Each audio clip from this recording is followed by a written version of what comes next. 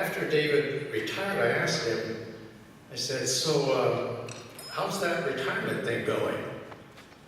And he said, oh, it's weird, man, you'll see.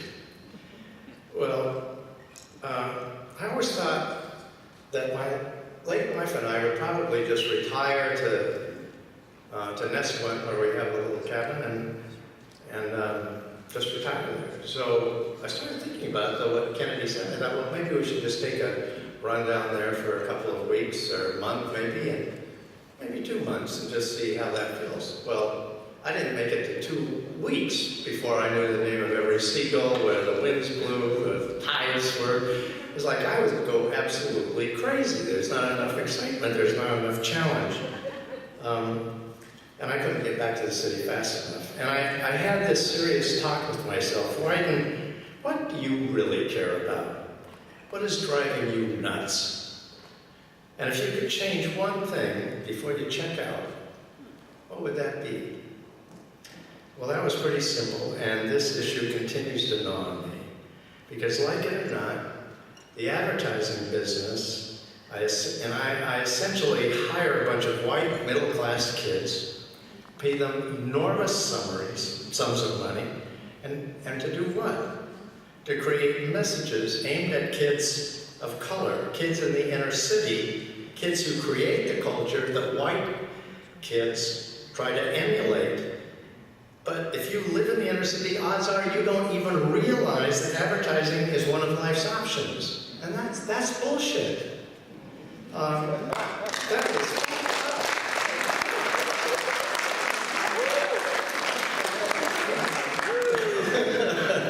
I too, sir, went to Irvington. And I know what that is. And our graduating class, which was some time ago, meets every year. We love each other so deeply.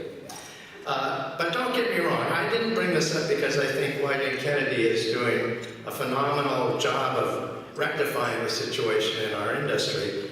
I think we've made some progress, but my God, we have miles to go before we sleep. So what I thought I'd do is share with you some of the demographics nationwide when it comes to its intersection with the advertising business. African Americans make up, and these may be out of date, but this was my own little search and seizure. African Americans make up about 13% of the US population, but hold only 5.6% of the jobs in my industry. Asians, in comparison, represent 4.24% of the total US population, but 8.6% of the advertising jobs. For Hispanics, it's 14.7% of the population, but 10%, only 10% for folks who are in the advertising business. So Wieden, thanks for the lecture. What are you doing? Well, we're flunking, sorry to say. We're making progress, but not enough. In the last 10 years, we've increased diversity from 58% of employees to 15% in Portland. But only 12% of our workforce in Portland is Black, only 8% is Hispanic, and 17% Asian. The fact is that our headquarters is in the most lily-white city on the planet, Portland, Oregon. But that is no bloody excuse. We have to do better, and we have to do better quickly. So we have been partnering with MPMS, which is the most promising minority students. And they happen to hang out in New York City, multicultural advertising internship program, as well as AdColor, to help us get our act together.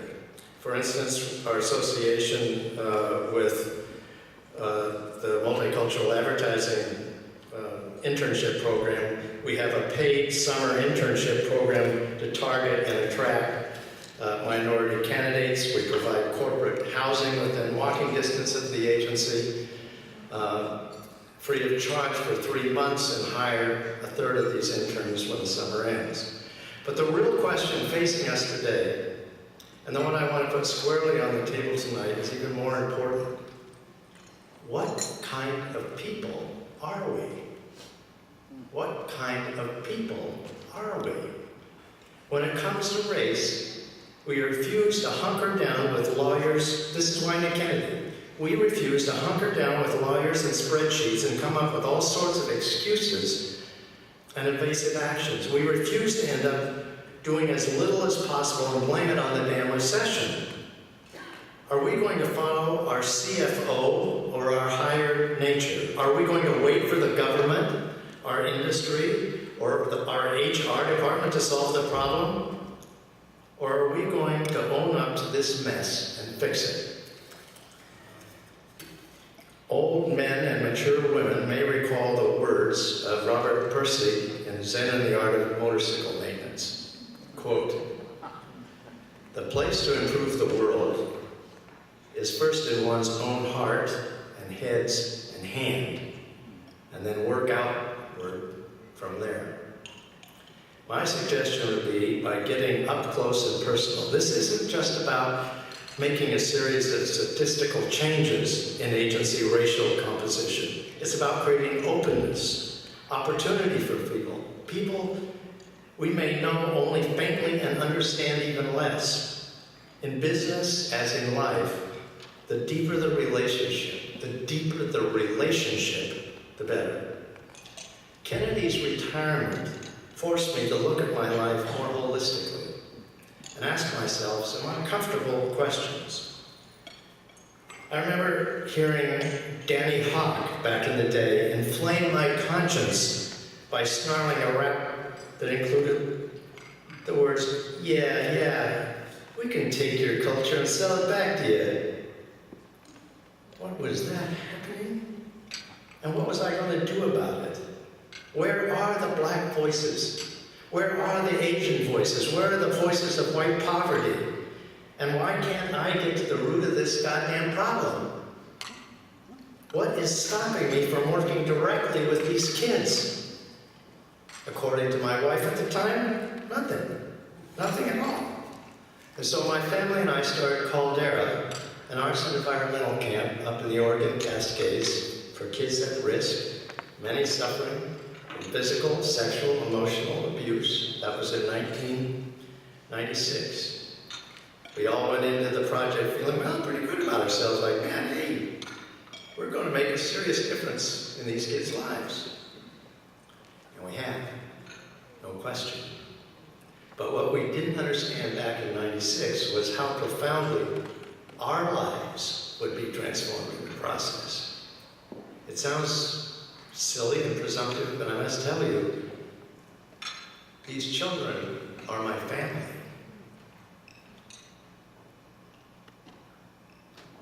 I'm not the man I was before they burrowed their way into my heart.